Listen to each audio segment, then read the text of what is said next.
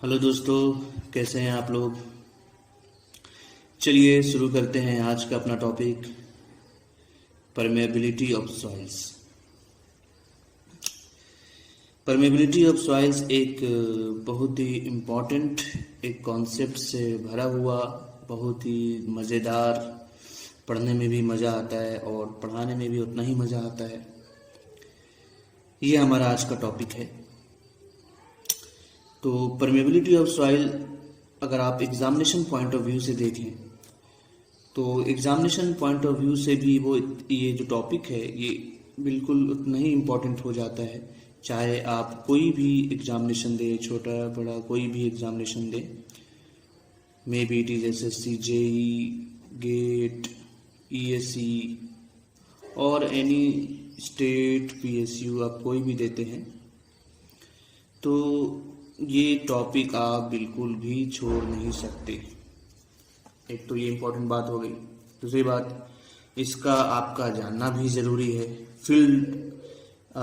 इसमें field factors भी बहुत सारे हैं, तो ये कुल मिला के एक बहुत ही ज़्यादा इम्पोर्टेंट टॉपिक है जो हम लोग आज कवर करने की कोशिश करेंगे।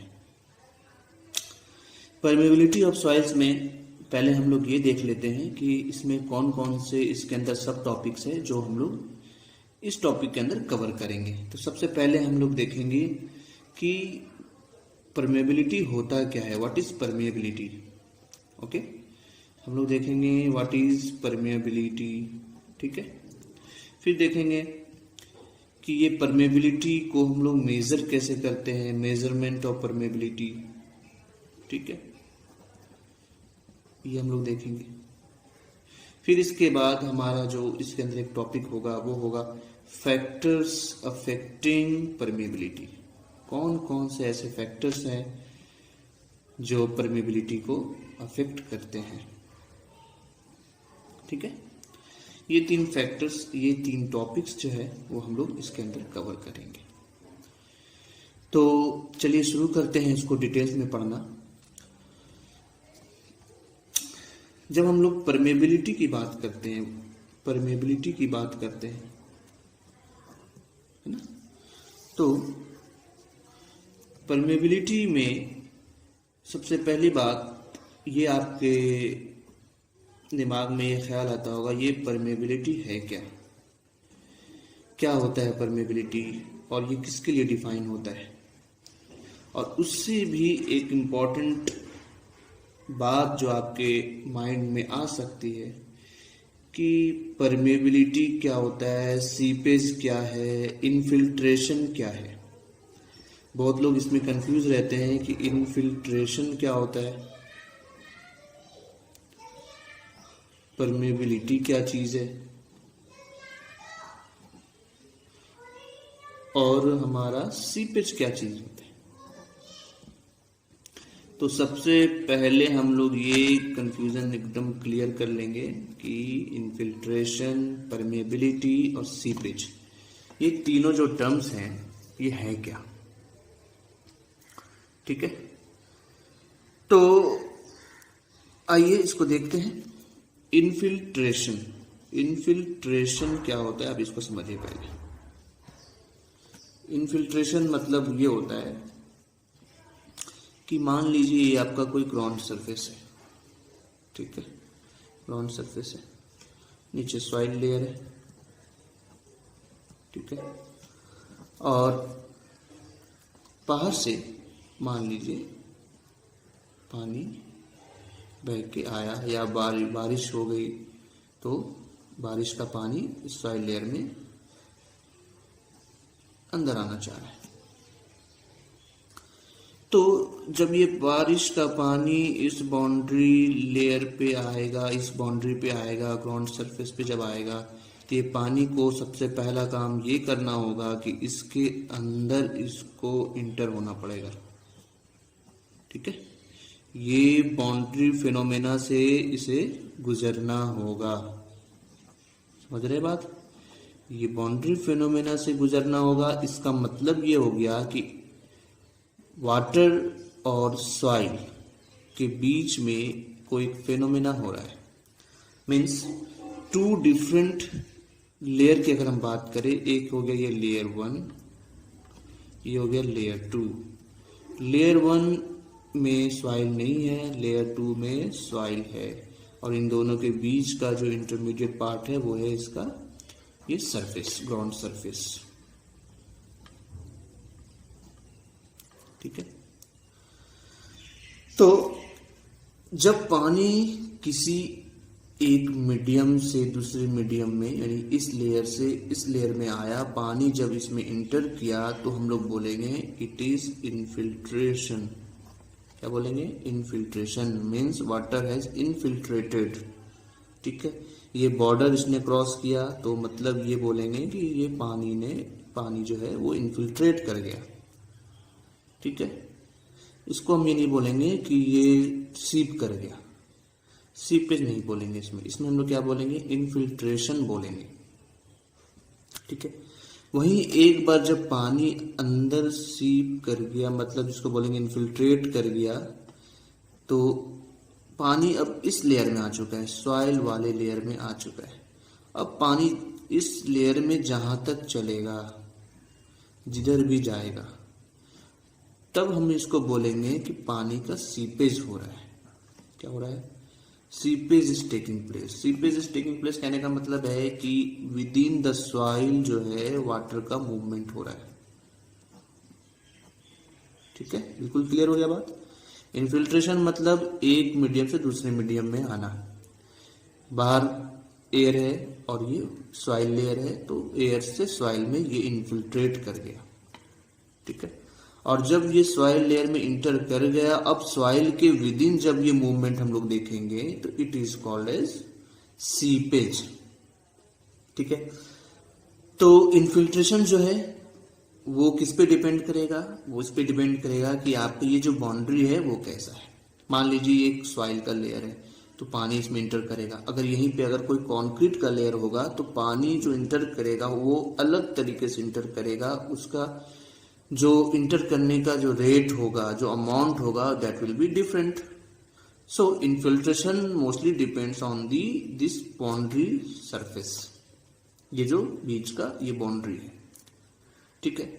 और इस चीज को हम लोग बहुत डिटेल में हम लोग एक पढ़ते हैं अपने टॉपिक हाइड्रोलॉजी में, है ना, जो बिल्कुल एक डिफरेंट सब्जेक्ट है, जिसमें इनफिल्ट्रेशन के बारे में हम लोग पढ़ाई करते हैं।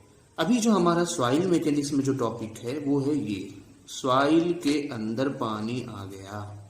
अब सॉइल के अंदर पानी आ गया, किस तरीके से मूव करेगा, मूव कर पाएगा कि नहीं कर पाएगा, अगर कर रहा है तो कितनी तेजी से कर रहा है, इस चीज के बारे में हम लोग को पढ़ना है। And the whole thing comes under the topic of seepage.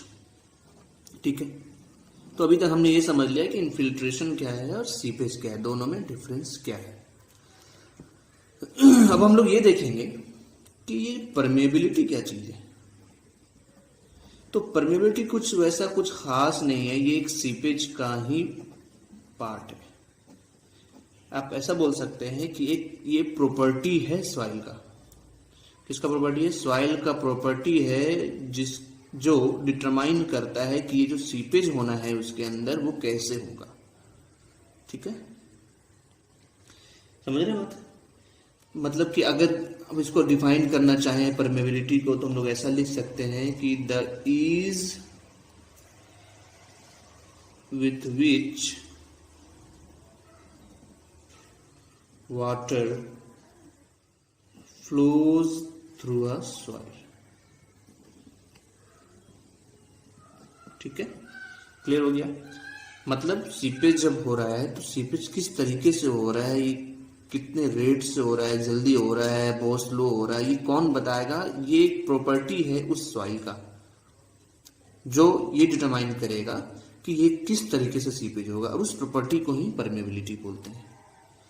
तो मोस्टली दो ब्रॉड कैटेगरी है, वो है आपका इनफिल्ट्रेशन और सीपेज। और सीपेज के अंदर ही एक पार्ट है परमेबिलिटी, जो एक तरह का प्रॉपर्टी है किसी सॉइल का। और उसी प्रॉपर्टी के बारे में हम लोग को पढ़ना है हमारे इस टॉपिक में, जिसको परमेबिलिटी ऑफ सॉइल्स बोल रहे हैं। ठीक है, यहां तक बिल्कुल क्लियर है, कोई डॉट नहीं। ये बताना आपको बहुत ज़रूरी था, क्योंकि आपको इंटरव्यू वगैरह में ये सवाल यूजुअली पूछा जाता है कि tell me the difference between the infiltration and seepage. ठीक है, तब आप, मुझे उम्मीद है कि आप अच्छे से इसको बता पाएंगे। ठीक है, तो चलिए आगे बढ़ते हैं अपने मेन टॉपिक की तरफ, जिसको हम लोग बोल रहे हैं परमेबिलिटी। ठीक है, अब आप बिल्कुल क्लियर हो गया होगा आपको कि परमेबिलिटी क्या है। ठीक है,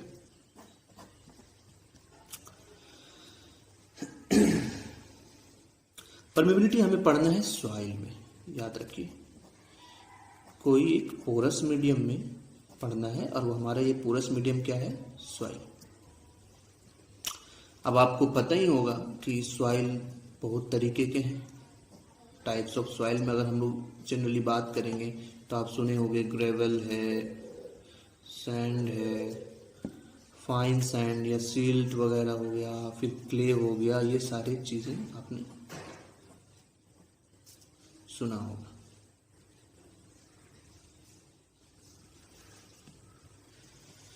ठीक है, तो हम लोग पढ़ेंगे एक एक करके कि different different types of soil में किस तरह से परमेबिलिटी होता है।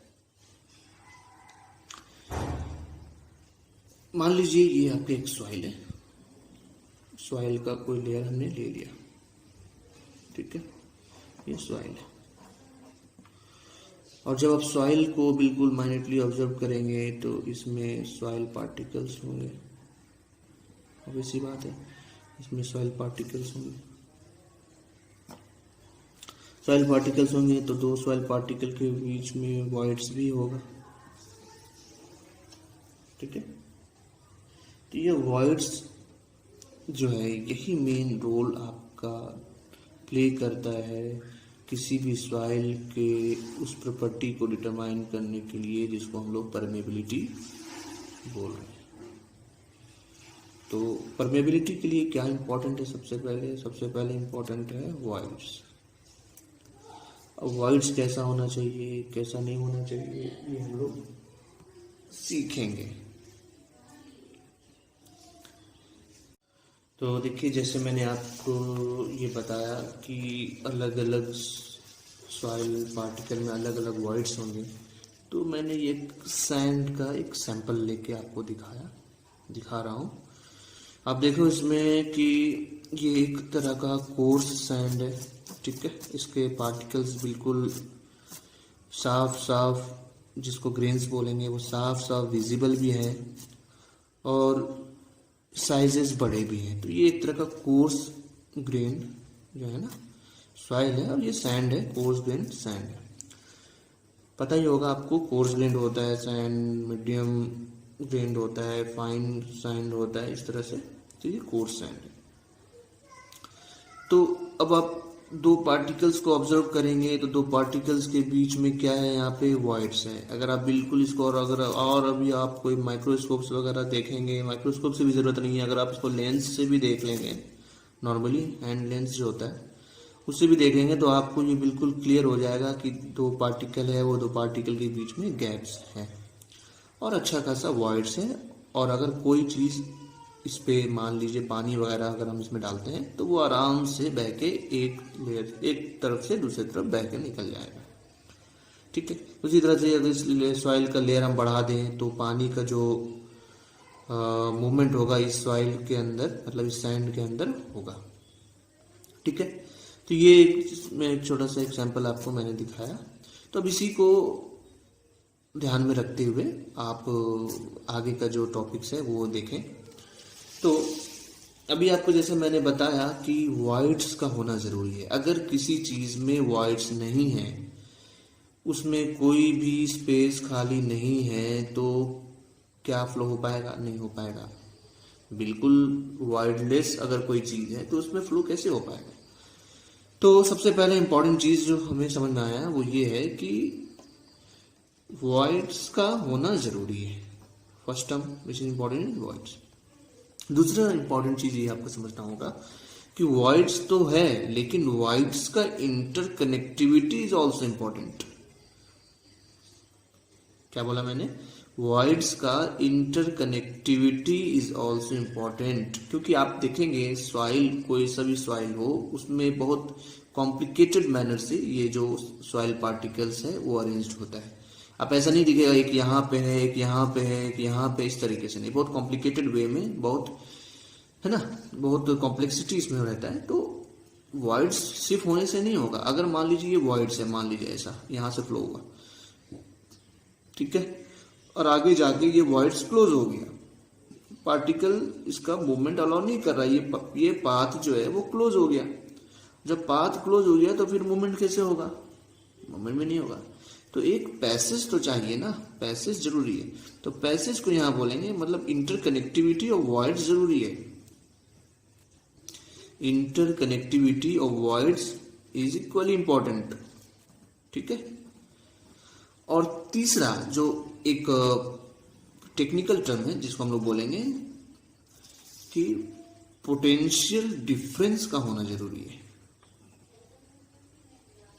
पोटेंशियल डिफरेंस यहाँ पे वो इलेक्ट्रिकल इंजीनियरिंग का पोटेंशियल डिफरेंस नहीं है, एक डिफरेंस काइंड ऑफ, जिसको हम लोग ग्रेडियंट के टर्म में हम लोग यहाँ बात करते हैं।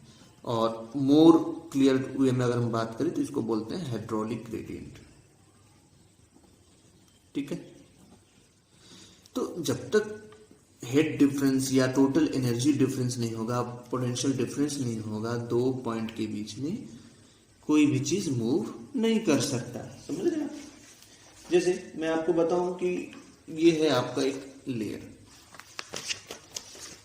ये नहीं, इससे नहीं काम चलेगा। जैसे ये आपका एक लेयर है, ठीक है, कोई दिक्कत नहीं।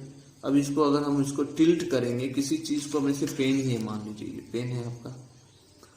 अब इसको अगर हम टिल्ट करते हैं ऊपर या इस साइड से, लेफ्ट राइट से ऊपर कर दिए या लेफ्ट से ऊपर कर दिए, तो हम क्या करेंगे? ये क्या कर रहे हैं हम लोग? We are giving a difference in energy, ठीक है। अब ये डिफरेंस इन एनर्जी बहुत जरूरी है किसी मूवमेंट के लिए। अगर कोई चीज बिल्कुल हॉरिजॉन्टल है और एक एंड में इसका एनर्जी और दूसरे एंड में एनर्जी बिल्कुल सेम है, तो मूवमेंट कभी भी नहीं होगा, किसी चीज का मूवमेंट नहीं होगा, ठीक है ना।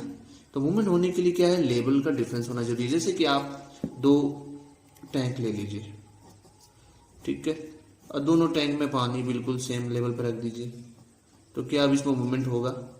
नहीं होगा। जब तक एक टैंक का लेवल ऊपर ना हो, एक टैंक का लेवल नीचे ना हो, तब तक ये मूवमेंट नहीं हो सकता। और ये मूवमेंट कब तक होगा? जब तक दोनों का लेवल सेम ना हो जाए। ठीक उसी तरह से सॉइल में भी हम लोग पढ़ते हैं कि सॉइल में भी ये इंपॉर्टेंट है कि आपका पोटेंशियल डिफरेंस या लेवल डिफरेंस या एनर्जी डिफरेंस, जो बोलिए आप इसको, अभी हम बहुत इसको सिंपल वर्ड्स में मैं आपको समझा रहा हूं, ये होना जरूरी है, ठीक है। तो एक चीज तो समझ में आ गया कि वॉइड्स का होना जरूरी है।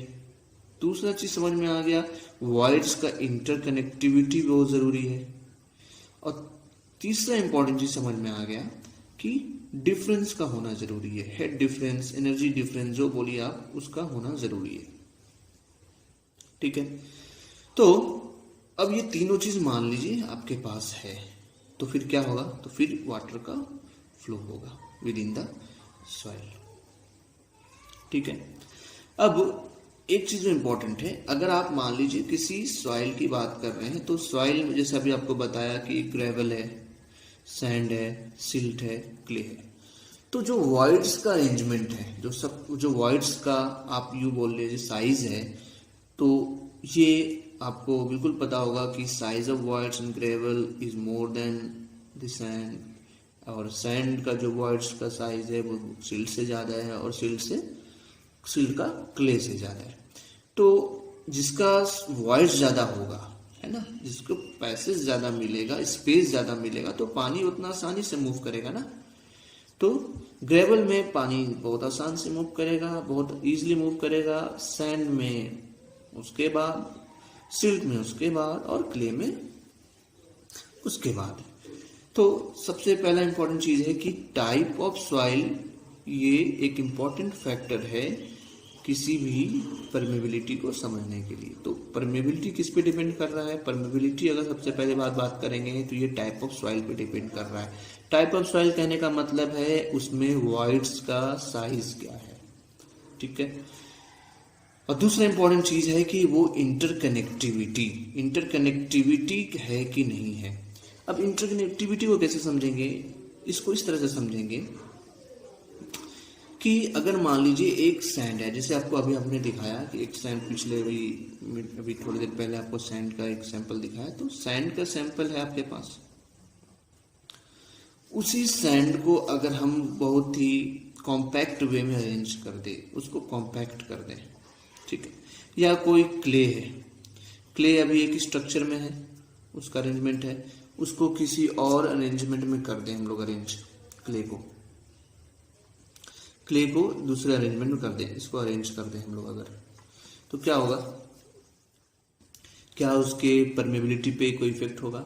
बिल्कुल इफेक्ट होगा, क्योंकि ये जो स्ट्रक्चरल अरेंजमेंट ऑफ जो पार्टिकल्स है, जो सॉलिड पार्टिकल्स है, वो किस अरेंजमेंट में है, किस स्ट्रक्चरल अरेंजमेंट में है, वो बहुत इंपॉर्टेंट रोल प्ले करता है, क्योंकि वही आपको डिटरमाइन करेगा कि इंटरकनेक्टिविटी कैसा है।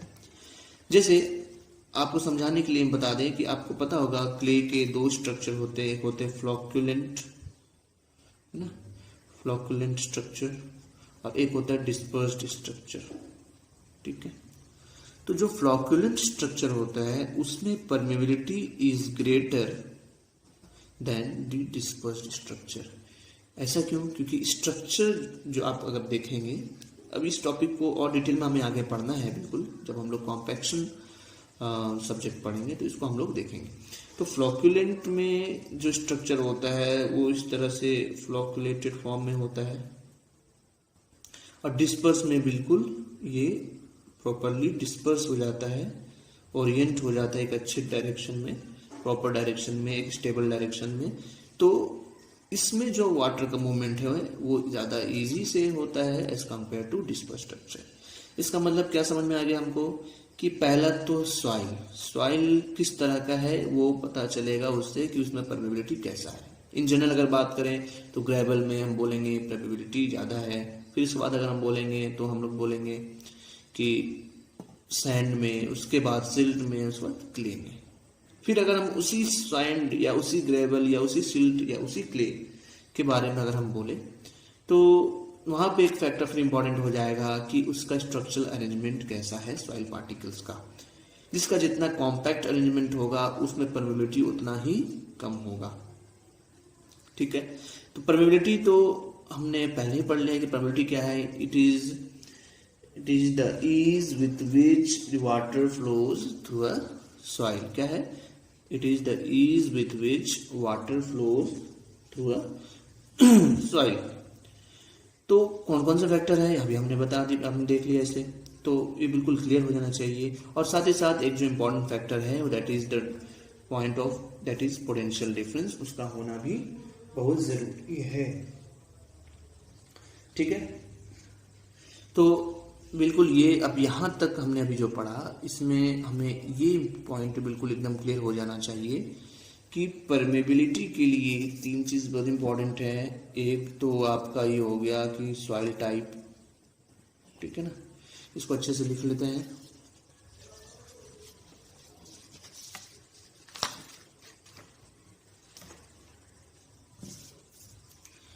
सबसे पहला क्या इंपॉर्टेंट चीज है कि टाइप ऑफ सॉइल, ठीक है, ठीक है। और उसमें भी अगर आप सॉइल की बात करेंगे तो सॉइल का जो अरेंजमेंट है, सॉइल का स्ट्रक्चरल अरेंजमेंट कैसा है ना। जैसे हमने बोला क्ले में फ्लोक्युलेंट और डिस्पर्स स्ट्रक्चर की बात करेंगे। फिर इंपॉर्टेंट पॉइंट है इसमें कि presence of available of gradient, यानी हाइड्रोलिक ग्रेडियंट, ठीक है। तो ये चीज हमें पढ़ना है। तो ये तीन चीज आपको बहुत अच्छे से क्लियर होना चाहिए, should be very clear to you कि परमेबिलिटी क्या होता है और इसमें कौन कौन से ये जो इम्पोर्टेंट पॉइंट्स हैं जो परमेबिलिटी को डिटरमाइन करने में मदद करते हैं। अब परमेबिलिटी का इफेक्ट अगर हम लोग देखें, ये पूरा एक चैप्टर है बिल्कुल बाद में, तो परमेबिलिटी का इफेक्ट अगर हम लोग देखेंगे तो आपको पता होगा जो डैम्स होते हैं, अर्दन डैम्स होते हैं, है ना। तो अर्दन डैम्स में जो कोर पार्ट होता है वो एक बहुत ही इम्पोर्टेंट पार्ट होता है, क्योंकि इससे अगर आपका सीपेज होना शुरू हो गया तो ये आगे चल के फेलियर ऑफ डैम के लिए एक इम्पोर्टेंट फैक्टर हो जाता है। तो कोर ऑफ डैम है। अब कोर ऑफ डैम को क्या करते हैं हम लोग, आपको पता होगा वेट ऑफ ऑप्टिमम, ये सब हम आगे पढ़ेंगे ये सारा चीज। वेट ऑफ ऑप्टिमम में हम लोग इसको क्या करते हैं, वेट ऑफ ऑप्टिमम में हम लोग इसको कॉम्पैक्ट करते हैं ताकि इसका स्ट्रेंथ अच्छे से मिल जाए। तो अभी तक के स्टडी में बस आपके लिए इतना समझना बिल्कुल जरूरी है कि कौन कौन से फैक्टर्स हैं जो एक सॉइल के अंदर उसके वाटर के फ्लो होने के लिए रिस्पॉन्सिबल है और कौन कौन से फैक्टर रिस्पॉन्सिबल नहीं है, मतलब उसके परमेबिलिटी को अफेक्ट नहीं करेंगे। ठीक है, तो 3 पॉइंट इंपॉर्टेंट हमारा ये क्लियर हो गया। ठीक है, अब आगे देखते हैं कि परमेबिलिटी में हम लोग जो है एक इम्पॉर्टेंट लॉ है जिसको हम लोग पढ़ते हैं डार्सीज लॉ ऑफ परमेबिलिटी। क्या पढ़ते हैं, डार्सीज लॉ ऑफ परमेबिलिटी। ठीक है, तो डार्सीज लॉ ऑफ परमेबिलिटी क्या है वो भी आप देख लीजिए। ठीक है,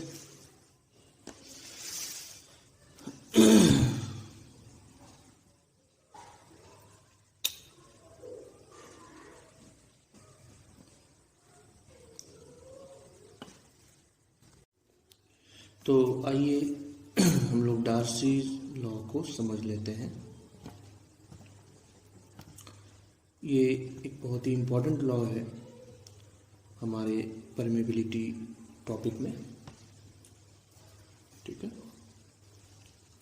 डार्सी लॉ समझने के लिए सबसे पहले हमें ये समझना होगा हाइड्रोलिक ग्रेडियंट। ठीक है, हाइड्रोलिक ग्रेडियंट जिसको हम डिनोट करते हैं आई से। हाइड्रोलिक ग्रेडियंट क्या है, ग्रेडियंट आप समझ रहे हैं, it is change related to something. Okay, तो हम लोग मान लीजिए ये एक सॉइल सैंपल है। ठीक है, ये हमारा सॉइल सैंपल है, ये बिल्कुल हॉरिजॉन्टल है मान लीजिए। अभी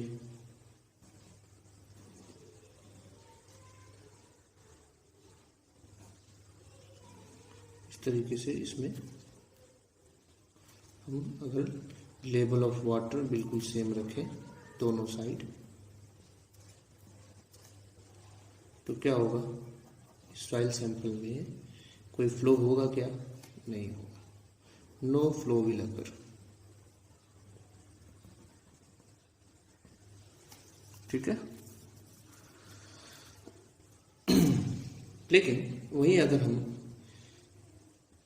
दोनों में हेड डिफरेंस एक क्रिएट कर दें, एक हेड डिफरेंस क्रिएट कर दें, मतलब ये सैंपल में अगर हम फ्लो की बात करें तो ये डिफरेंस अगर मुझे मिल जाए, ये देखिए ये difference, this is delta H head loss. तो अब हम कह सकते हैं कि due to this head difference water will flow from higher energy level to the lower energy level. तो वाटर के फ्लो होने के लिए ये हेड का होना, अवेलेबल हेड का होना जरूरी है। दैट मीन्स हेड लॉस जो होना है वो जरूरी है। ठीक है, अगर हम ये हेड लॉस इसको फर्दर हम और बढ़ाते जाएं तो फ्लो भी उतनी ही तेजी से इसमें होगा। अब ये जो हेड लॉस है, this is the length which the water has flown through the soil sample. तो ये जो एक टर्म है आई, जिसे हाइड्रोलिक ग्रेडियंट बोलते हैं, it is nothing but the ratio of this head loss to the length through which water has moved. Means अगर यहाँ से इस पोजीशन से लेके इस पोजीशन तक मूव किया है पानी, तो L will be this load length. ठीक है, तो हाइड्रोलिक ग्रेडियंट का मतलब ये हो गया कि it is head loss occurring per unit length of the soil sample. अब इसी चीज को यूज करके हाइड्रोलिक ग्रेडियंट का यूज करके we will find out a relation between velocity versus hydraulic gradient। किसका यूज करके? हाइड्रोलिक ग्रेडियंट का यूज करके हम लोग ये डिटरमाइन करेंगे कि ये वेलोसिटी ऑफ फ्लो है वो किस तरीके से चेंज हो रहा है अगर हम हाइड्रोलिक ग्रेडियंट चेंज कर रहे हैं। मीन्स कि वेलोसिटी किस तरह से डिपेंडेंट है हाइड्रोलिक ग्रेडियंट के ऊपर। उसके लिए ये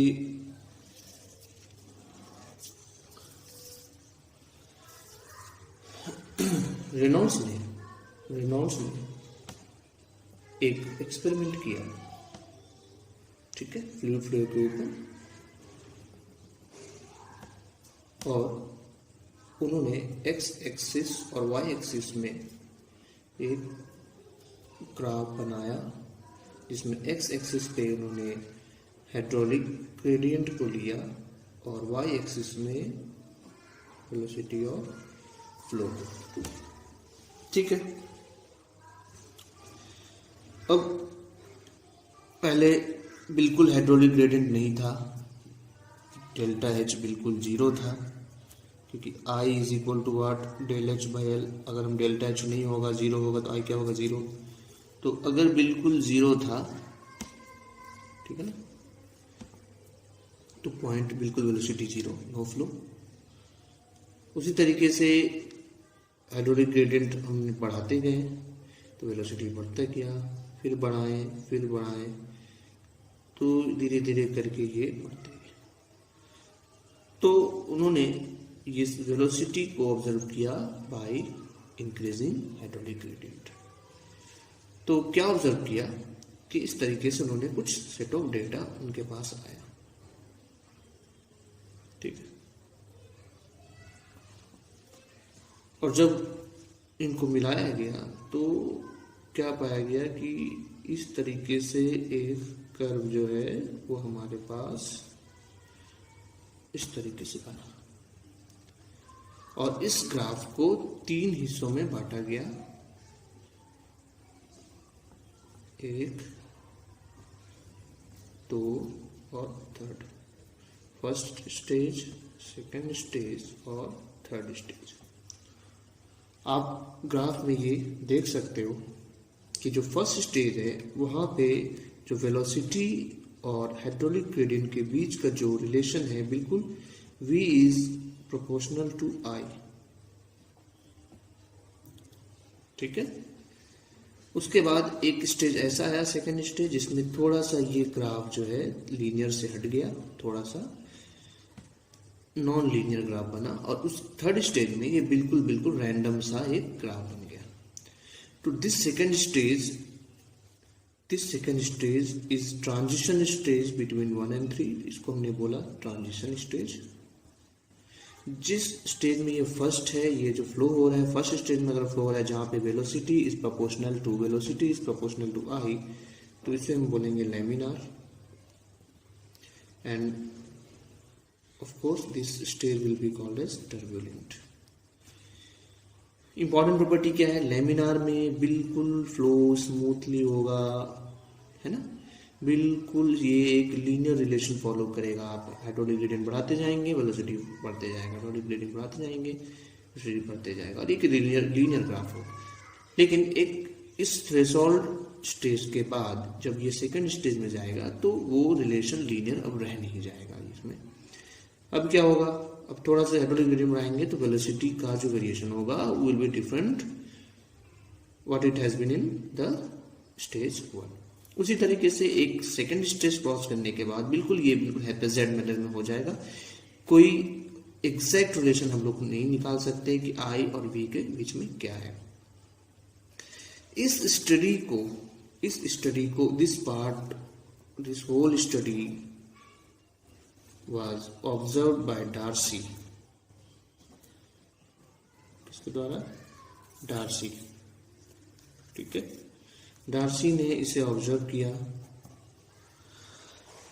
और उन्होंने एक सीपेज में एक लॉ दिया। वो लॉ क्या है, किस नाम से जाना जाता है? Darcy's law. Darcy's law.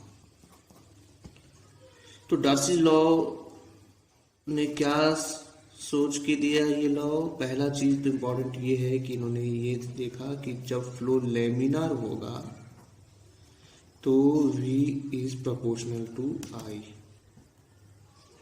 ठीक है, इसी को बाद में डिस्चार्ज के रूप में Q इक्वल टू KIA का फॉर्म ये लिया। वो कैसे आएगा वो देखेंगे हम लोग बाद में। अभी फिलहाल उन्होंने किस स्टेज के लिए अपना लॉ दिया? अगर कोई आपसे पूछे तो बिल्कुल आप बोलिएगा कि वो लेमिनार स्टेज के लिए इन्होंने अपना लॉ दिया, ना कि ट्रांजिशन के लिए, ना कि टर्बुलेंट के लिए। मीन्स डार्सी लॉ वहीं वैलिड है जहां पे फ्लो क्या है? लेमिनार है। ठीक है, ट्रांजिशन या टर्बुलेंट के लिए डार्सी लॉ वैलिड नहीं है। दूसरा इसमें इंपॉर्टेंट चीज जो आपको समझना है कि जो डार्सी लॉ है, जैसा कि आप देख रहे हैं कि फ्लो जो है वन डायरेक्शनल है। That is flow is one directional. It means कि अगर हम इस तरफ, जैसे मान लीजिए ये फ्लो इस तरफ हो रहा है, ठीक है, तो फ्लो का वेरिएशन अलोंग दिस डायरेक्शन हो सकता है, लेकिन इसके इस डायरेक्शन में और इसके इस डायरेक्शन में बिल्कुल ये सारा चीज कांस्टेंट रहेगा, कोई वेरिएशन नहीं होगा। Means if we are considering the flow along x direction, there will be no variation in the properties of flow along y direction or z direction। Clear है ये चीज? तो दो चीज इंपॉर्टेंट है डार्सी लॉ पढ़ने से पहले। ये हमें समझना होगा कि फ्लो जो है वो लेमिनार है, और दूसरा जो फ्लो है वो वन डायरेक्शनल फ्लो है। 2D या 3D फ्लो हम लोग कंसीडर यहाँ पे नहीं कर रहे हैं। और ये रिजल्ट उन्होंने कहाँ से लाया? ये रिजल्ट उन्होंने लाया इस रेनॉल्ड्स के स्टडीज के बेसिस पे, जो वेलोसिटी और ग्रेडियंट के बेसिस पे। ग्रेडियंट को अगर आप और अच्छे से समझना चाहते हैं तो बिल्कुल आप ऐसा समझ सकते हैं, जैसे कि मान लीजिए A और B दो पर्सन हैं, दोनों को 2000 रुपए दिए गए। ठीक है, A जो है 2000 को 5 डेज में खत्म कर देता है, और B जो है मान लीजिए 4 दिन में खत्म कर देता है। तो अगर हम पूछेंगे एक दिन में ये, अगर इसका पूछेंगे रेट क्या है, मतलब एक्सपेंस का रेट क्या है, तो आप बोलेंगे 2000 divided by 5 means 400 per day. और इसका अगर आप निकालेंगे तो ये निकलेगा क्या? 500 पर डे। मीन्स अगर पर डे बेसिस पे अगर हम लोग ये एक्सपेंस देखें तो किसका एक्सपेंस ज्यादा है? ऑब्वियसली बी का ज्यादा है। क्यों? क्योंकि इन्होंने कम टाइम लिया 2000 को एक्सपेंड करने में, और इन्होंने ज्यादा वक्त लिया 2000 को खत्म करने में। तो हम ये बोल सकते हैं कि जो ग्रेडियंट अवेलेबल है, अगर मैं ग्रेडियंट के टर्म में बात करूँ तो ग्रेडियंट अवेलेबल है वो बी के पास ज्यादा है। मीन्स कल होकर अगर आप इसको 8000 रुपये देंगे, 8000 रुपये देंगे तो ये कितना दिन चल पाएगा इसके पास? 8000 को आप 500 से डिवाइड कर दीजिए तो ये क्या हो जाएगा? कितना दिन हो जाएगा ये आप निकाल लीजिए। ये हो जाएगा आपको कैंसिल 1 और ये 16 दिन में ये 8000 खत्म कर देगा। वहीं अगर आप 8000 अगर इसको देंगे तो ये कितना दिन में खत्म करेगा? ये 20 दिन में खत्म करेगा। इट मीन्स हम यहाँ से क्लियर कट आइडिया लगा सकते हैं कि बी का ग्रेडियंट ज्यादा है, जो खर्च करने की जो क्षमता है वो बी का ज्यादा है। ठीक उसी तरह से वाटर या सॉइल सैंपल में भी इसी तरीके से हम लोग स्टडी करते हैं कि किसी के पास अगर आई ज़्यादा है, इफ़ आई इज़ मोर, ठीक है, I is more, the V will be more and similarly the Q will be more for a given area, ठीक है, क्योंकि इस पर ग्रेडियंट ज़्यादा है तो इसका वेलोसिटी ज़्यादा होगा, और वेलोसिटी ज़्यादा है तो डिस्चार्ज भी ज़्यादा होगा अगर एरिया वगैरह सेम है तो इस बेसिस पे ये जो हमारा क्राइटेरिया है, इस बेसिस पे, ये ग्राफ के बेसिस पे, इस स्टेज के बेसिस पे, जो फर्स्ट स्टेज है, इस स्टेज के बेसिस पे डार्सी ने एक एक्सपेरिमेंटल स्टडी किया एक सैंड के ऊपर, है ना, क्योंकि सैंड में जो फ्लो होता है वो लेमिनार देखा गया। ग्रेवल वगैरह में ये स्टडी वैलिड नहीं है, क्योंकि ग्रेवल वगैरह में जो फ्लो होता है वो आपका लेमिनार नहीं रहता है, वो या तो ट्रांजिशन या टर्बुलेंट स्टेज में चला जाता है। वो एक्सपेरिमेंट क्या है वो भी हम लोग देखते हैं अगले पेज में। तो डार्सी ने क्या किया, एक क्लियर सैंड का एक मॉडल बनाया, ठीक है, और उसमें उन्होंने अपना एक्सपेरिमेंट को डेमोन्स्ट्रेट किया, ठीक है, एक्सपेरिमेंट उन्होंने किया। क्या किया उन्होंने वो देख लेते हैं। उन्होंने एक सॉइल सैंपल लिया, है ना, क्लियर सैंड का, और एक तरफ उन्होंने इस पे हेड अवेल करवाया, इस तरीके से मान लीजिए, और दूसरी तरफ उन्होंने इस पे हेड डिफरेंस का भी दिया। ये आपका है सॉइल सैंपल, ये है इसका क्रॉस सेक्शन एरिया, और ये है इसका लेंथ। यहाँ पे अगर आप टोटल इसका हेड अगर आप देखें, मान लीजिए H1, और यहाँ पे जो अवेलेबल है इट इज H2, तो जो हेड लॉस हो गया जिसे हम डेल्टा H बोलेंगे, वो क्या हो गया, delta H is equal to H1 minus H2।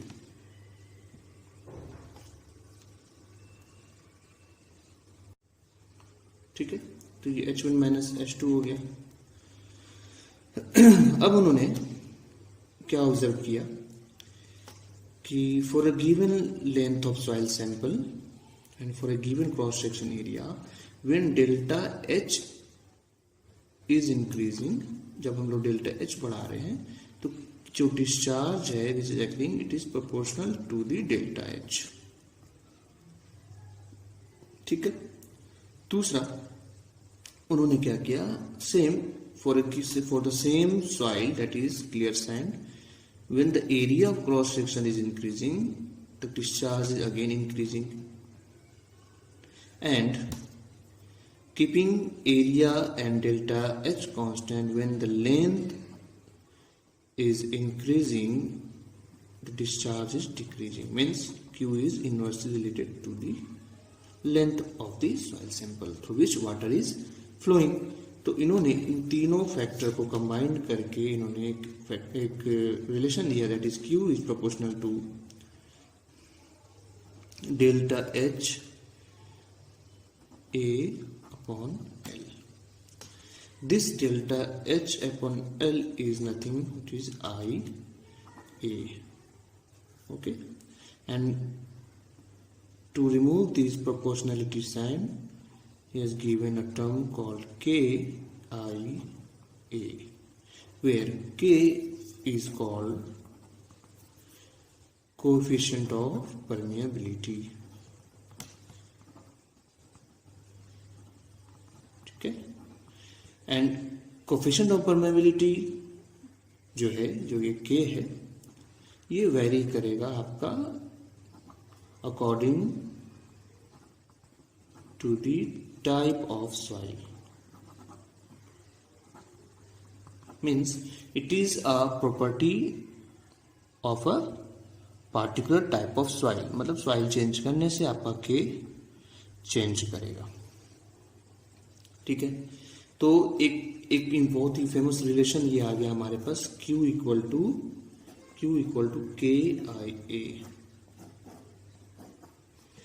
ये बिल्कुल वही रिलेशन है। अगर आप अब इस तरीके से आप देखेंगे, आपको पता है discharge per unit time Q है ना equal to V A and again V is equal to K I. If we compare this, then V is equal to Ki. This complete relation is called Darcy's law. क्या कहते हैं इसे? Darcy's law. तो दो चीज important है Darcy law में. एक तो आपका assumption which is important. Assumption is very important क्योंकि ये आपका ऑब्जेक्टिव क्वेश्चंस में हमेशा ये क्वेश्चन आता है. पहला क्या है हमारा? Flow is laminar. बिना लेमिनार का ये लॉ वैलिड नहीं है and the flow is one dimensional here in this case.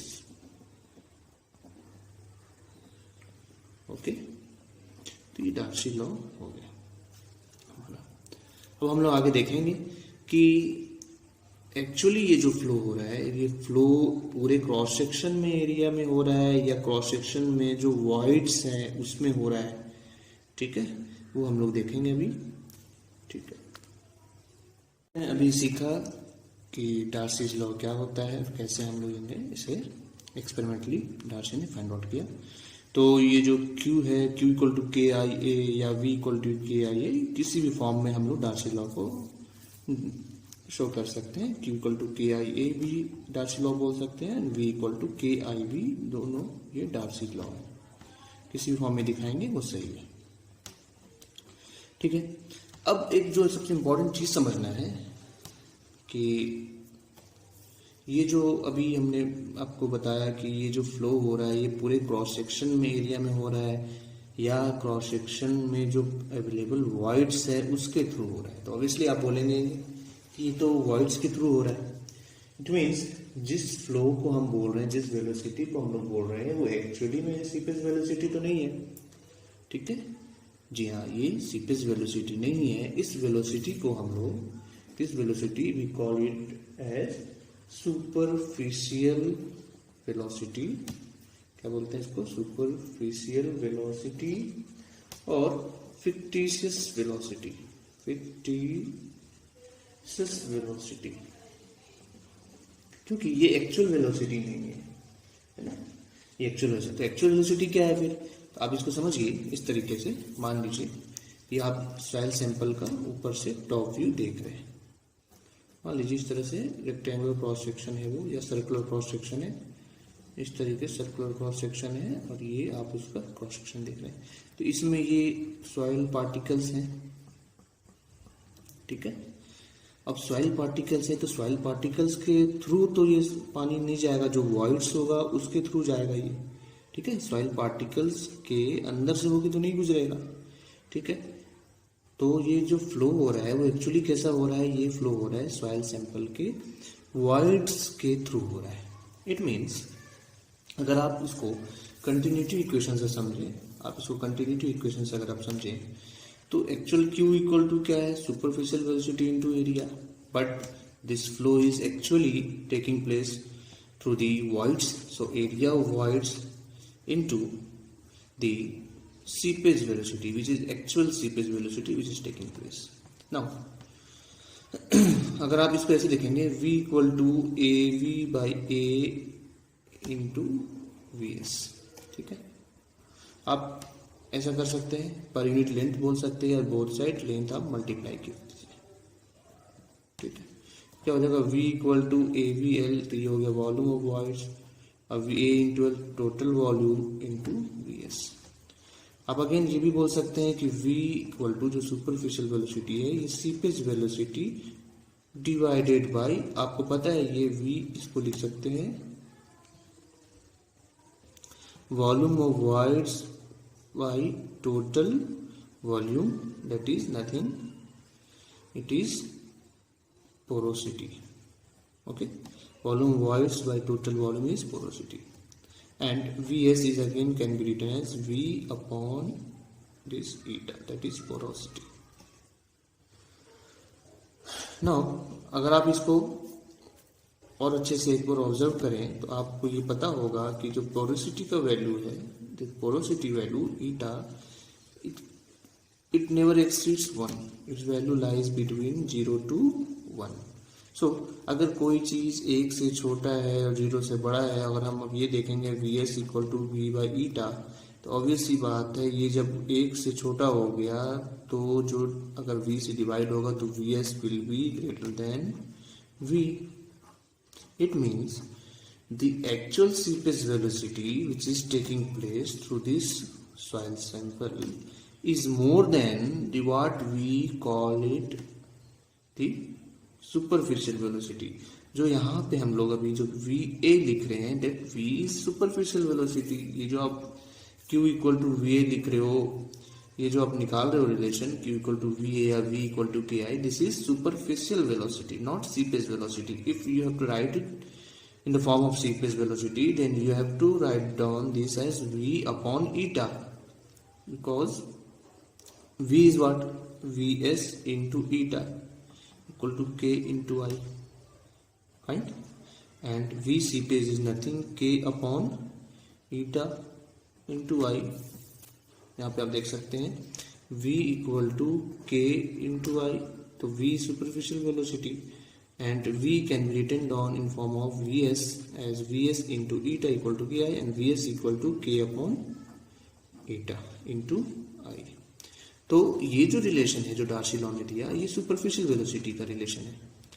तो यहाँ से एक इम्पॉर्टेंट टर्म हमें ये समझ में आ गया, अगर आप इसको देखें, इसका इम्पॉर्टेंट समझ में ये आ गया कि जो V है, V जो है it is less than Vs.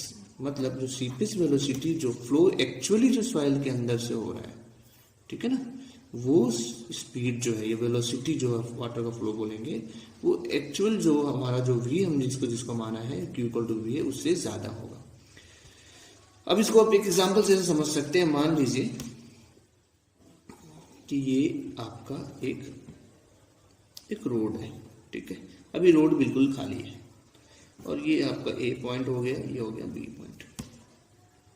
बिल्कुल खाली रोड है और कोई एक इंसान यहां से यहां तक गया, ठीक है, और ये मान लीजिए 100 मीटर का है और इसने 2 सेकंड में कवर कर दिया या 10 सेकंड में कवर कर लिया. तो इसका वेलोसिटी कितना होगा? 100 divided by 10 equal to 10 metre per second, right, ठीक है. ये हो गया 10 मीटर पर सेकंड. अगर मैं आपसे ये बोलूं कि सेम ये रोड है, ये सेम ये B है और ये 100 मीटर है और यहाँ पे बहुत सारे लोग प्रेजेंट हैं इस रोड में, ट्रैफिक है, ठीक है. तो अब जो ये चलेगा, अगर मैं आपसे बोलूं कि इसको 10 सेकंड में ही पहुंचना है, A से B कितना में पहुंचना है? 10 सेकंड में ही इसको पहुंचना है और कितना कवर करना है? 100 मीटर. और साथ ही में क्या है, ये आपके रोड में ट्रैफिक भी बहुत ज़्यादा है, तो इसे अपना वेलोसिटी कम रखना होगा या ज़्यादा रखना होगा?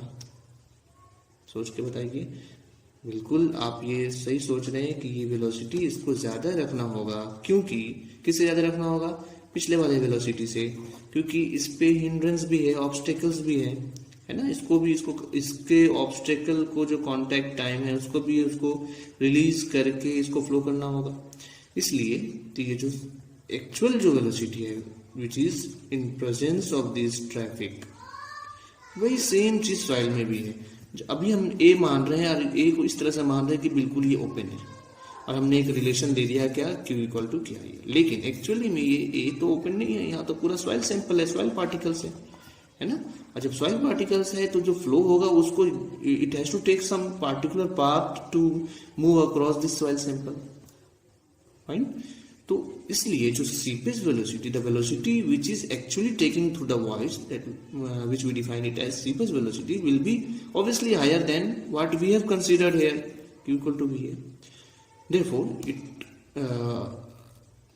ये जो हमारा रिलेशन है that is Vs is greater than V, ये एक इम्पॉर्टेंट रिलेशन हो जाता है. और इसमें गेट जैसे एग्जाम में क्वेश्चंस भी आए हुए हैं कि to find out seepage velocity, superficial velocity, relation between both these यहाँ से एक सिंपल एक रिलेशन हमारा ये पता चल रहा है कि seepage velocity is nothing superficial velocity divided by porosity of the soil sample.